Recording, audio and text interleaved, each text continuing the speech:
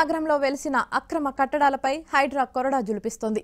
ప్రజలకు ఇబ్బందులు కల్పిస్తూ నిబంధనలను ఉల్లంఘించి నిర్మించిన కట్టడాల కూల్చివేతలు కొనసాగుతున్నాయి. ఫిర్యాదులు అందిన వెంటనే స్పందిస్తూ చర్యలు చేపడుతుంది. హైదరాబాద్ మణికొండలోని చిత్రపురి కాలనీలో రెండో రోజు విల్లాల కూల్చివేతలు కొనసాగాయి. మణికొండ మున్సిపల్ కమిషనర్ ఆదేశాల మేరకు ఉదయం నుంచి విల్లాల కూల్చివేతలు చేపట్టారు. ఎన్ఫోర్స్మెంట్ అధికారులు, పోలీసుల బందోబస్తు మధ్య విల్లాలను కూల్చివేశారు. కోట్ల రూపాయల వ్యయంతో నిర్మించిన భవనాలు, విల్లాలను నేలమట్టం చేస్తుండటంతో యజమానుల గుండెల్లో రైళ్లు పరిగెడుతున్నాయి.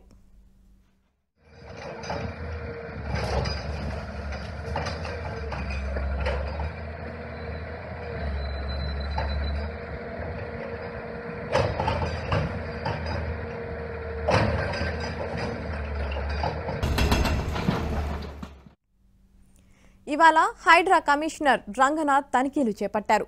నగరంలోని చెరువుల పరిశీలనలో భాగంగా ఆక్రమణకు గురైన అంబర్పేట్ బతుకమ్మ కుంట వద్దకు వెళ్లారు. చెరువు వివరాలు, ఎవరు ఆక్రమించారనే దానిపై అధికారులను అడిగి వివరాలు తెలుసుకున్నారు.